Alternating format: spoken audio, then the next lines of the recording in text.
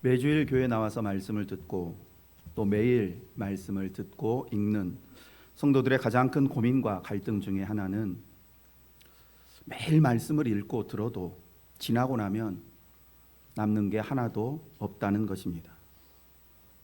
말씀을 열심히 들은 것 같은데 지나고 나면 기억나는 것이 없습니다. 오전에 들은 주일 설교가 오후만 돼도 잘 기억나지 않습니다. 오늘 목사님 무슨 말씀을 하셨지? 나 분명 말씀을 들을 때는 집중해서 은혜도 받고 고개도 끄덕이고 아멘이라고 응답도 했는데 서너 시간도 안 돼서 다 잊어버립니다. 그러다 보면 이런 생각들이 듭니다. 들어봤자 금방 잊어버리고 또 열심히 성경 공부해도 지나고 나면 남는 게 하나도 없는데 굳이 그렇게 기를 쓰고 막 듣고 성경 공부할 필요가 있는가? 들으나 안 들으나 별 차이도 없으니까 오늘 또 피곤하고 그러니까 이번 주는 쉬고 다음 주에 나가야지. 그런데 정말 어차피 생각나지도 않는 거 한 번 들으나 두 번 들으나 별 차이가 없을까요? 혹시 지난주 수요일 저녁에 어떤 음식 드셨는지 기억나십니까? 특별한 경우가 아니면 우리가 어제 그제 어떤 음식을 먹었는지 기억하지 못합니다.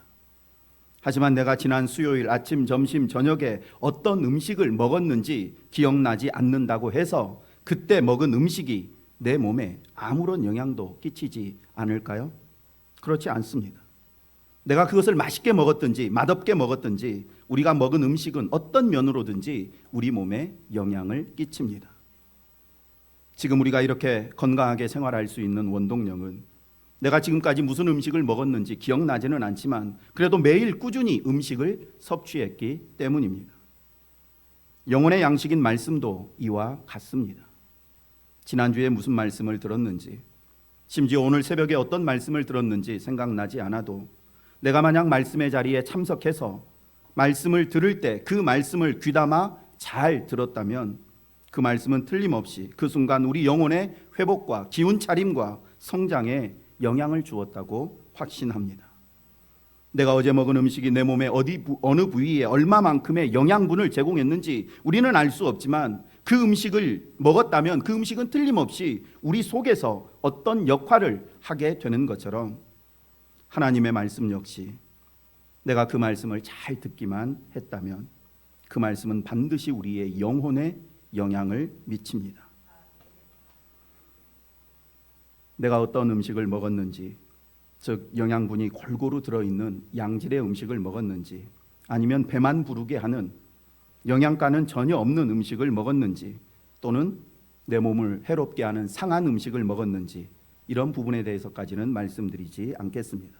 다만 말씀 섭취와 관련해서 분명하게 말씀드릴 것이 있다면 식탁 앞에 앉아서 다른 사람이 음식 먹는 것 구경만 하고 실제로 음식을 먹지 않으면 내 몸에 아무 유익이 없는 것처럼 교회에 와서 예배를 드리기는 드렸는데 딴 생각하고 졸고 핸드폰 보는데 정신이 팔려 말씀을 듣지 않았다면 아무 유익이 없습니다.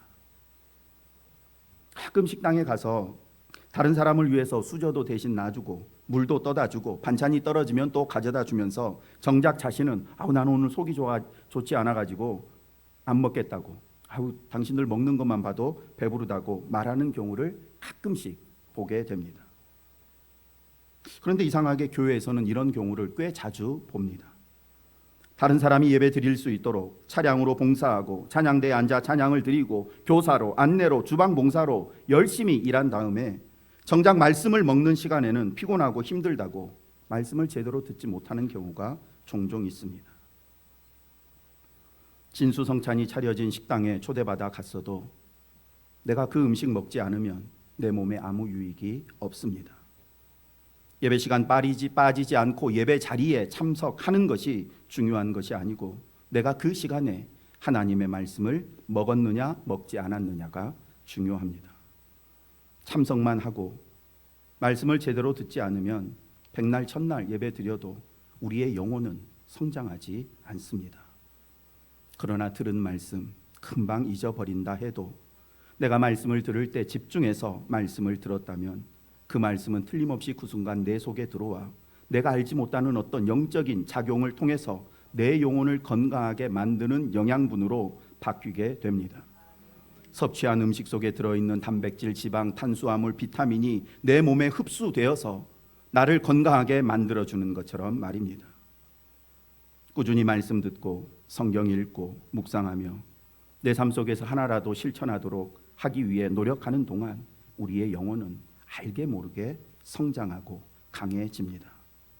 지난 10개월 동안 교회에 나와서 어떤 말씀을 들었는지 기억나지 않는다 해도 말씀이 선포되는 매주일 그 시간 그 말씀 집중해서 들었다면 10개월이 지난 지금 우리의 영적 상태는 틀림없이 1월보다 더 건강해져 있습니다. 그러니 들어도 금방 잊어버리고 열심히 배워도 다 까먹는다고 낙심하지 마시고 말씀을 들려주시는 그 시간 잘 받아먹기를 원합니다. 그러면 그 말씀은 반드시 내 영혼 속에 각종 영양분을 제공하면서 우리를 더욱더 건강하게 만들어 갑니다. 하나님께서 오늘 우리에게 제공해 주시는 영혼의 음식, 이 제목은 하나님의 두 가지 뜻입니다. 오늘 말씀은 소화시키기 조금 어려운 말씀일 수도 있는데 그래도 하나님 말씀 잘 들으시고 이 말씀 속에 담겨 있는 영적 영양분 최대한 흡수하셔서 영적 생활에 유익을 얻으시기를 원합니다. 야곱에게는 2명의 아내가 있었는데 첫째 아내의 이름은 레아이고 둘째 아내의 이름은 라헬입니다. 그리고 이 레아와 라헬은 친자매 지간입니다. 두 자매가 어떻게 한 남자 야곱의 아내가 되었는지까지 설명드리면 말씀이 너무 길어지니까 그 부분은 생략하도록 하겠습니다.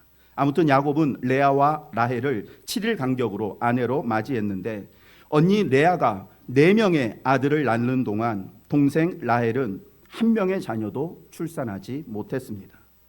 이에 라헬은 언니 레아를 시기하며 남편 야곱을 원망했고 심지어 이대로 사느니 차라리 죽어버리겠다고까지 말했습니다. 1절 말씀입니다. 라헬이 자기가 야곱에게서 아들을 낳지 못함을 보고 그의 언니를 시기하여 야곱에게 이르되 내게 자식을 낳게 하라. 그렇지 아니하면 내가 죽겠노라. 라헬이 언니를 시기했다라고 기록하고 있는데 일반적으로 우리가 아는 질투라는 단어 속에는 주로 부러움의 감정이 좀 많이 포함되어 있다고 하면 이 시기라는 단어 속에는 미움의 감정이 많이 포함되어 있습니다. 가인이 아벨을 시기하여 죽이고 사라가 이스마엘을 낳은 여종 하갈을 학대하며 요셉의 형들이 아버지의 사랑을 독차지하는 요셉을 미디안 상인에게 팔아버리고 사울 왕이 백성들에게 점점 인기를 얻어가는 다윗을 죽이려고 하고 제사장들이 백성들의 환호를 받는 예수님을 십자가에 못 박게 한 것, 이 모두가 시기심 때문에 발생한 끔찍한 사건들입니다. 오늘 본문에 등장하는 라헬이라는 여인 역시 언니가 4명의 아들을 낳는 동안 자신은 1명의 아들도 출산하지 못하자 언니를 향한 시기심이 불타올랐고 그 모든 감정을 남편에게 쏟아붓습니다. 내가 아들을 낳지 못하는 것은 다 당신 탓이니 나에게 아들을 낳게 해주든지 아니면 그냥 이대로 확 죽어버리겠다고 협박합니다. 그런데 생각해 보십시오. 야곱이 언니 레아를 통해서는 계속해서 아들을 낳는데 자신을 통해서는 아들을 낳지 못한다면 문제는 누구에게 있는 것입니까?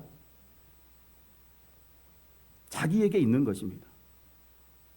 그런데도 라헬은 자신이 아들을 낳지 못한 것이 순전히 야곱 때문인 것처럼 야곱을 원망하며 나에게도 아들을 낳게 하라고 말도 안 되는 억지를 부리고 있습니다. 자녀를 낳지 못하는 자신의 처지가 괴롭고 슬프고 답답하다면 생사화복을 주관하시는 하나님께 나에게도 자녀를 달라고 부르짖었어야 했는데 라헬은 하나님께 기도드리지는 않고 남편만을 원망했습니다. 라헬의 이러한 협박에 가까운 불평과 원망을 들은 야곱 역시 아내에게 화를 내며 라헬을 책망합니다. 2절 말씀입니다. 야곱이 라헬에게 성을 내어 이르되 그대를 임신하지 못하게 하시는 이는 하나님이시니 내가 하나님을 대신하겠느냐. 언뜻 보면 야곱이 생사화복을 주관하시는 하나님을 향한 믿음을 고백한 것처럼 보이지만 이어지는 말씀을 보면 야곱 역시 라헬과 마찬가지로 자기 감정을 이기지 못하고 하나님을 향해 불신앙의 고백을 하고 있다는 것을 알게 됩니다. 즉 임신하지 못하게 하는 이는 하나님이시다라는 이 표현만 보면 생사화복을 주관하시는 하나님을 향한 믿음의 고백을 하는 것 같지만 그 다음에 나오는 내가 하나님을 대신하겠느냐라는 이 말을 통해 방금 한 말은 믿음의 고백이 아니라 하나님을 향한 원망과 책임 전가라는 것을 알 수 있습니다. 즉 내가 하나님을 대신하겠느냐라는 이 말의 원어적인 정확한 의미는 하나님께 내야 할 화를 왜 나한테 내느냐라는 것입니다.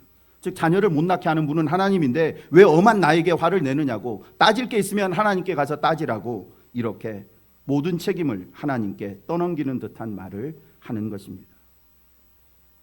만약 야곱이 언니가 4명의 아들을 낳는 동안 한 명의 자녀도 출산하지 못한 라헬의 고통과 그의 아픔과 괴로움을 조금이라도 이해했다면 철부지 아내의 투정과 불평을 분노로 대응하는 것이 아니라 사랑과 인내로 감싸 안으면서 우리 함께 이 문제를 놓고 하나님께 더욱 간절히 기도하자고 말했을 것입니다.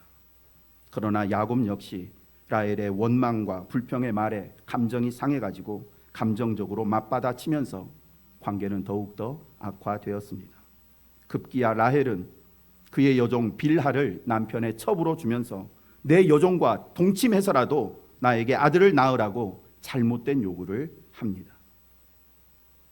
언니를 향한 시기가 도를 넘게 되자 평소 같으면 생각할 수도 없었던 방법까지 동원하게 된 것입니다.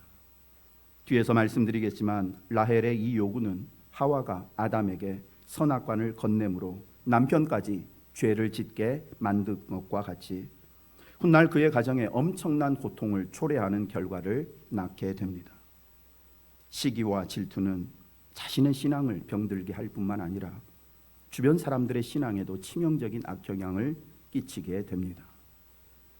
어떻게 해서라도 아들을 얻어야겠다는 이 라헬의 과도한 욕망이 비정상적인 방법까지 동원하게 만들었다면 이보다 또 더 큰 문제는 시기심에 눈이 멀어서 자기에게 잘못된 요구를 하는 철없는 아내의 그 요구를 야곱이 순순히 받아주었다라는 것입니다. 야곱이 성숙한 신앙이었다면 당연히 아내를 위로하고 내 여종을 통해서라도 아들을 낳으라는 이 말을 설득해서 하나님께 함께 기도드렸어야 되는데 그러지를 못했습니다. 아버지 이삭은 아내 리브가가 자녀를 낳지 못했을 때 20년 동안을 기도하며 기다렸는데 그 아버지를 본받지 못하고 할아버지 아브라함이 여종을 취해 이스마엘을 낳았던 그 뼈아픈 실패의 길을 똑같이 걷게 됩니다. 계속해서 말씀을 보면 하나님께서는 야곱과 라헬의 이러한 잘못된 요구에도 불구하고 그들에게 아들을 주셨습니다. 그러나 기억하실 것은 하나님께서 야곱과 라헬의 여종 비라 사이에 단이라고 하는 아들을 주신 것은 그들의 행위가, 그들의 방법이 옳았기 때문이 아니라는 사실입니다. 그들의 행위는 분명히 잘못된 행위였습니다. 그럼에도 하나님께서 그들에게 왜 아들을 주셨는가? 그 이유는 하나님께서 하나님의 뜻을 이루기 위해서 그들의 악을 선으로 바꾸신 행위였기 때문입니다. 그런데 라헬은 비록 의붓 아들과 같은 존재지만 자신에게도 아들이 생겼다는 것을 하나님의 응답이라고 착각했습니다. 이것이 무슨 의미인지 6절 말씀을 통해 자세히 설명드리겠습니다. 6절 말씀 함께 읽어보겠습니다. 라헬이 이르되 하나님이 내 억울함을 푸시려고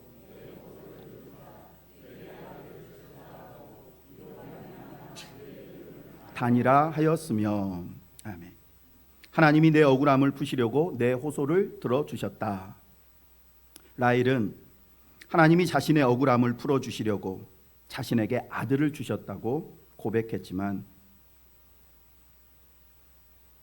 사실 레아가 억울하면 억울했지 라헬이 억울할 일은 없었습니다. 무슨 의미인가 하면 야곱은 결혼 전부터 언니 레아보다 라헬을 훨씬 더 사랑했습니다. 그리고 결혼 후에도 그의 마음은 변하지 않았고 그의 마음은 늘 라헬에게 가 있었습니다. 창세기 30장 15절에 기록된 레아와 라헬 두 자매 간의 대화를 통해서 레아가 여자로서 얼마나 비참한 상황 가운데 있었는지 충분히 짐작해 볼 수 있습니다.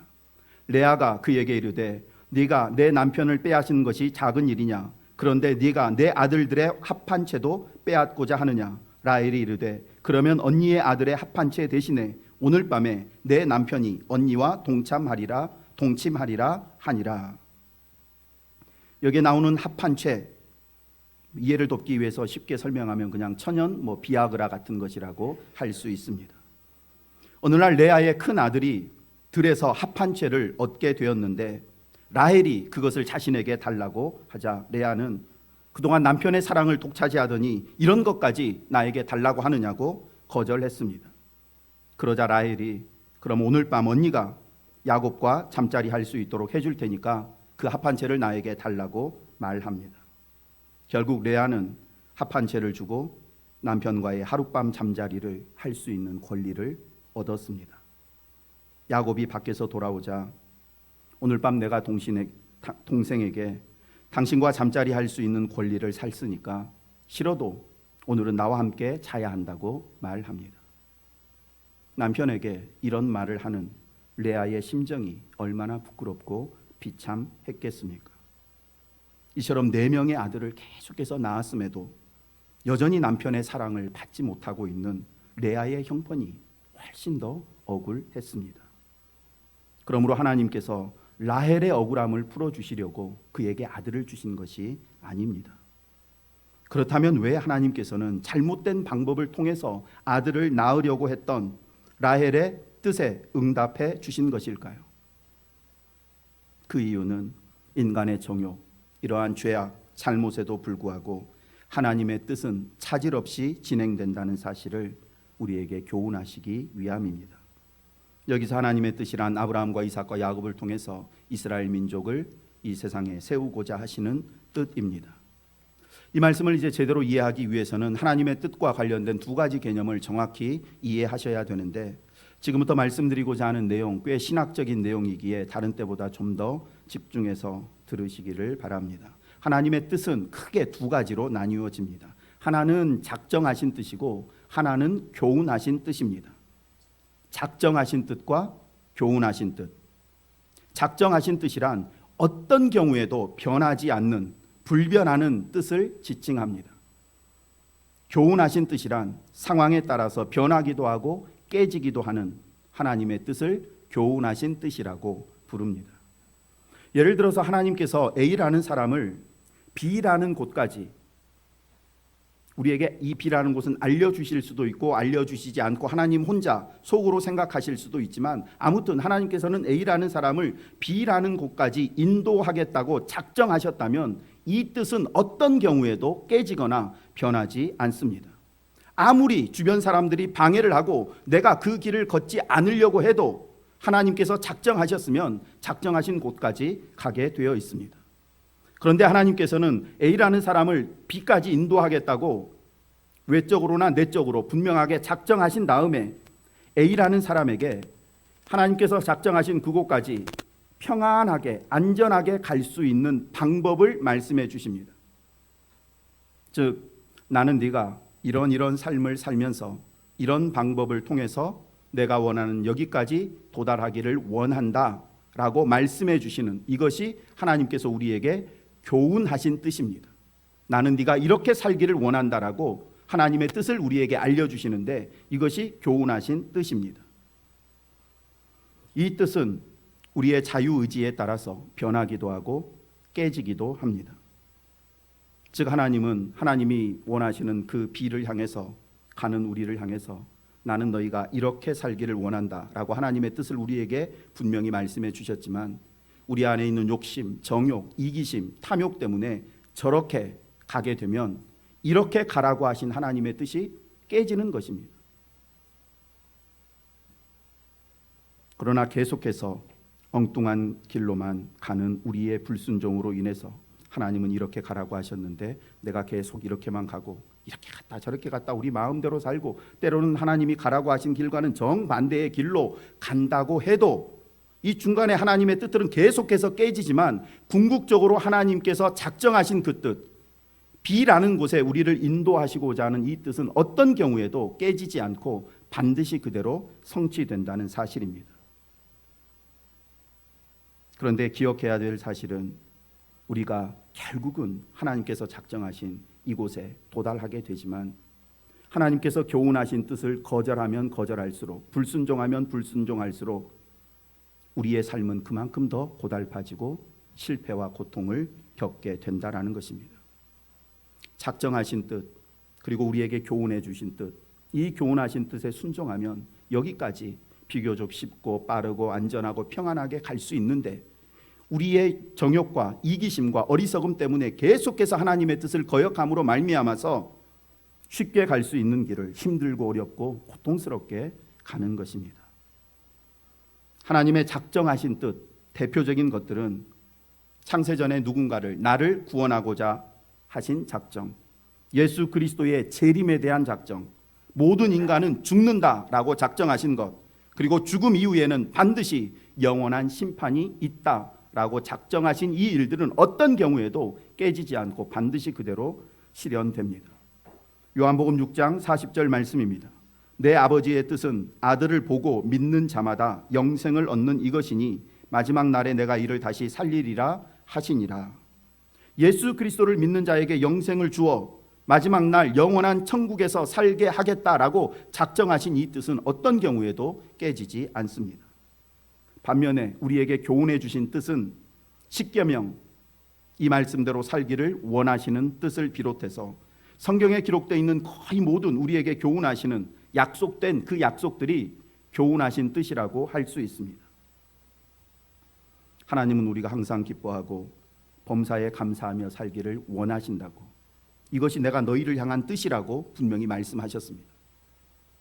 만약 이것이 하나님의 작정하신 뜻이라면 우리는 어떤 순간에도 웃음을 잃지 않고 그냥 바보처럼 늘 로봇처럼 하하하 웃으면서 살 수밖에 없습니다. 그게 작정하신 뜻이라면. 근데 그건 작정하신 뜻이 아니고 우리에게 교훈하신 뜻입니다. 나는 네가 이 세상을 사는 동안 네가 내 아들, 딸이라는 그 믿음을 가지고 항상 기뻐하고 즐겁게 살기를 원한다. 이것이 너를 향한 내 분명한 뜻이다. 그런데 우리가 하나님을 믿지 못하고 주님 안에 거하지 않으므로 날마다 낙심하고 근심하고 원망하면서 기뻐하기를 원하시는 하나님의 뜻을 취소시키는 것입니다. 그러나 말씀드린 것처럼 하나님께서 우리에게 교훈하신 그 많은 뜻들이 우리의 불순종과 죄악으로 인해서 깨졌다고 해도 우리를 구원하시고자 하는 하나님의 그 작정하신 뜻은 깨지지 않습니다. 우리의 불순종과 죄악에도 불구하고 하나님은 그 모든 우리의 삶을 합하셔서 결국 하나님께서 작정하신 그 뜻을 변함없이 이루어 가십니다.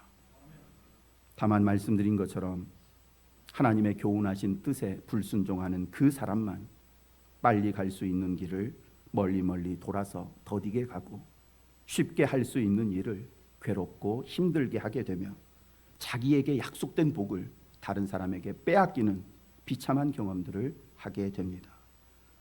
하나님의 뜻에 대한 이 두 가지 개념을 기억하면서 오늘 말씀을 다시 한번 생각해 보겠습니다. 하나님은 아브라함을 통해서 이스라엘 민족을 세우시고 그들을 통해 열방을 구원하고자 뜻을 세우셨습니다. 그런데 아브라함이 하나님의 약속을 기다리지 못하고 중간에 그의 여종 하갈을 통해 이스마엘이라고 하는 아들을 낳아버렸습니다. 그로 인해 그 가정에 불화가 생겼고 지금도 약속의 아들로 태어난 이삭의 후예인 이스라엘과 불신앙의 결과로 태어난 이스마엘의 후손인 무슬림 사이에 끊임없이 전쟁이 일어나고 있습니다. 만약 아브라함이 사라를 통해 아들을 주겠다는 하나님의 이 뜻만을 끝까지 붙잡고 중간에 불신앙적인 선택을 하지 않았다면 아마 지금은 이슬람 사람들 중동 전쟁이 없었을지도 모릅니다. 야곱 역시 자신이 사랑하는 라헬만 아내로 맞이했다면 라헬이라고 하는 이 한 여인을 통해서 이스라엘의 12지파를 나오게 하셨을 것입니다. 그러나 비록 삼촌에게 속아서 그렇기는 하지만 야곱은 레아와 라헬 두 사람을 아내로 맞이했고 나아가서 두 아내의 성화에 못 이겨 두 여종까지 첩으로 맞이함으로 한 남자와 한 여자가 만나 가정을 이루며 살기 원하시는 하나님의 뜻을 거역한 것입니다. 그 결과 자녀들 간에 다툼이 생겨서 급기야 형들이 동생을 미디안 상인에게 팔아버리는 반인륜적인 일들이 그 가정에서 일어나게 되었고 야곱은 노년에 얻은 귀한 아들이 맹수에게 찢겨 죽었다는 생각으로 10수년을 고통 가운데 지내야 했습니다. 이 땅에 존재하는 모든 고통과 괴로움은 우리 사람들, 인간들 스스로가 하나님의 뜻을 거역한 불순종의 결과로 생겨난 것들입니다. 하나님께서 야곱에게 레아와 라헬 두 아내를 주시려고 뜻하시지 않으셨습니다. 빌하와 실바까지 포함해서 4명의 여자를 통해서 이스라엘의 12지파를 나오게 하려고 뜻하신 것도 아닙니다. 하나님의 뜻은 언제나 한 남자가 한 여자를 만나 가정을 이루고 자녀를 낳고 끝까지 헤어지지 않고 사는 것, 이것이 하나님의 뜻입니다. 그런데 사람들의 정욕과 욕심으로 인해서 하나님의 이 교훈하신 뜻이 계속해서 깨지는 것입니다. 그럼에도 하나님의 작정하신 뜻은 변함없이 성취되어 왔고 또 성취될 것입니다. 인간의 죄악과 탐욕으로 인해서 하나님의 교훈하신 뜻은 우리의 삶 가운데 수없이 깨지고 좌절되고 부서지지만 하나님의 작정하신 뜻은 방해할 수가 없습니다. 형들의 시기와 질투로 애굽의 종으로 팔려간 요셉이 애굽의 총리가 되었을 때 자기 앞에 엎드린 형들을 바라보며 이런 고백을 했습니다. 당신들은 나를 해하려 하였으나 하나님은 그것을 선으로 바꾸사 오늘과 같이 많은 백성의 생명을 구원하게 하시려 하셨나니. 그리고 바울 사도 역시 같은 고백을 했습니다. 로마서 8장 28절입니다. 우리가 알거니와 하나님을 사랑하는 자 곧 그의 뜻대로 부르심을 입은 자들에게는 모든 것이 합력하여 선을 이루느니라. 거듭 말씀드리지만 하나님께서 마음속으로든지 우리에게 계시하셨든지 작정하고 계시는 뜻은 우리의 어떤 불신앙과 불순종에도 불구하고 변함없이 성취됩니다.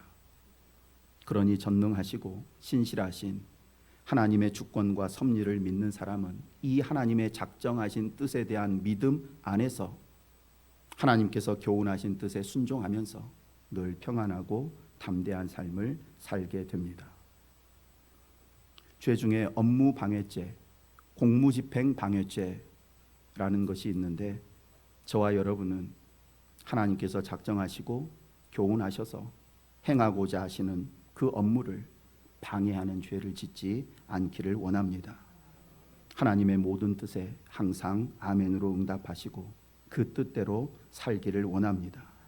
하나님이 우리에게 그토록 원하시는 예배를 더욱 적극적으로 참여하시고 매일 하나님의 말씀을 묵상하시고 하나님께서 창세전에 구원하기로 작정하신 그 전도 대상자들을 위해서 기도하고 찾아가 예수님을 소개하며 교회로 인도하시기를 원합니다.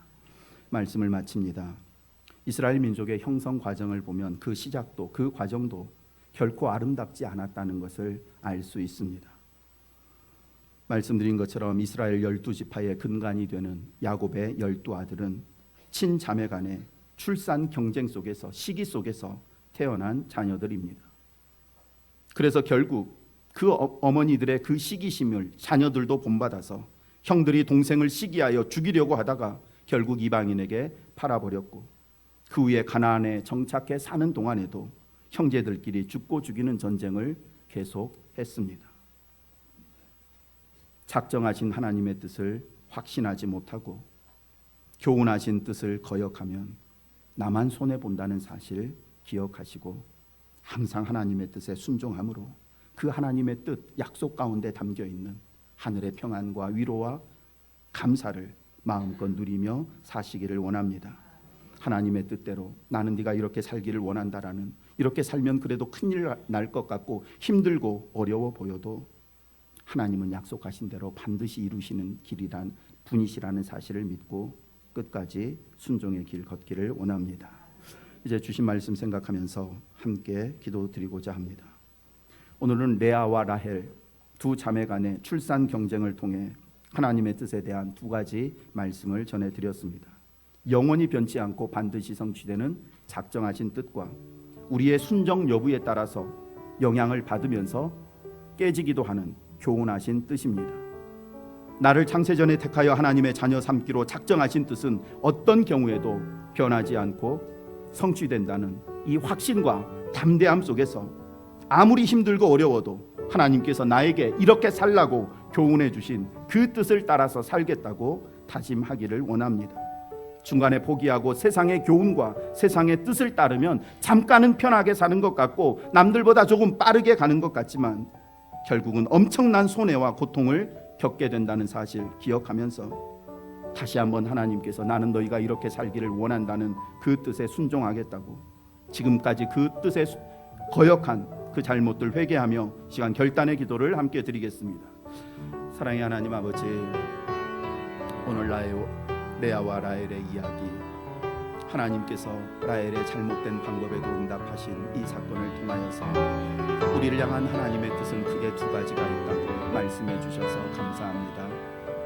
어떤 경우에도 영원토록 변치 않는 하나님의 작정 속에 들어있는 우리는 하나님께서 우리에게 이렇게 살라고 교훈하시는 교훈의 뜻 온전히 순종하며 살게 하여 주옵소서. 세상 사람들은 자신의 장래를 알지 못하기에 불안하고 염려 많고 그리고 하나님 아버지 스스로 흔들리면서 세상의 뜻에 따라 교훈에 따라 요동치는 삶을 살지만 저희는 분명한 하나님의 작정 속에 영원한 계획 속에 담겨있는 사람들이오니 그 하나님의 작정하신 뜻을 굳게 확신하며 날마다 우리를 인도하시는 하나님의 그 교훈하신 뜻에 순종하며 살게 하여 주옵소서. 그게 아닌 것 같아도 하나님의 교훈하신 뜻에 순종하는 삶이 진정 우리에게 기쁨과 행복과 자유와 만족을 준다는 사실 잊지 말게 해주시고 지금까지 우리의 삶을 돌아보며 하나님의 뜻에 벗어나 하나님의 뜻을 어기고 살면서 괴로움과 수치와 아픔과 실패를 경험했던 일들 떠올리며 이제는 하나님 아무리 힘들고 어두워 보여도 나를 향한 하나님의 뜻이 내 삶을 진리의 길로 생명의 길로 참된 평안의 길로 인도하는 확신 속에서 주의 뜻에 온전히 순종하는 우리 모두가 되게 하여 주옵소서. 사랑의 하나님 아버지 감사합니다. 오늘 레아와 라헬 두 자매의 이야기를 통하여서 우리를 향하여 가지고 계시는 하나님의 큰 두 가지 뜻에 대해 새롭게 깨닫게 해주시니 감사합니다. 나는 창세 전에 하나님의 아들 딸로 천국 백성으로 이미 작정된 자이고 하나님의 이 작정은 어떤 경우에도 취소되거나 변하지 않는다는 이 분명한 확신이 있게 하여 주옵소서. 이 분명한 작정하신 뜻에 대한 확신을 가지고 절대 세상의 뜻 따라 살지 말게 하여 주시고 이렇게 살기를 원한다, 이런 말 하기를 원한다 말씀하시는 하나님의 교훈하신 뜻에 순종하는 삶을 살게 하여 주옵소서. 그 어떤 계획, 그 어떤 뜻, 방법보다 하나님께서 나에게 말씀하시는 방법대로 사는 것이 영원한 천국 백성으로서 가장 행복하게 사는 길이라는 것 다시 한번 우리 자신에게 각인시키면서 이번 한 주간 어찌하든지 우리의 삶 속에서 하나님의 뜻 이루어 드리기 위해 애쓰며 노력하는 우리 모두가 되게 하여 주옵소서. 하나님의 모든 뜻 속에는 우리의 유익과 우리의 행복을 위한 하나님의 수많은 약속들이 담겨 있사오니 이번 한 주간 그 모든 약속들을 받아 누리는 복된 성도님들 다 되게 하여 주옵소서. 예수님 이름으로 기도드립니다. 아멘.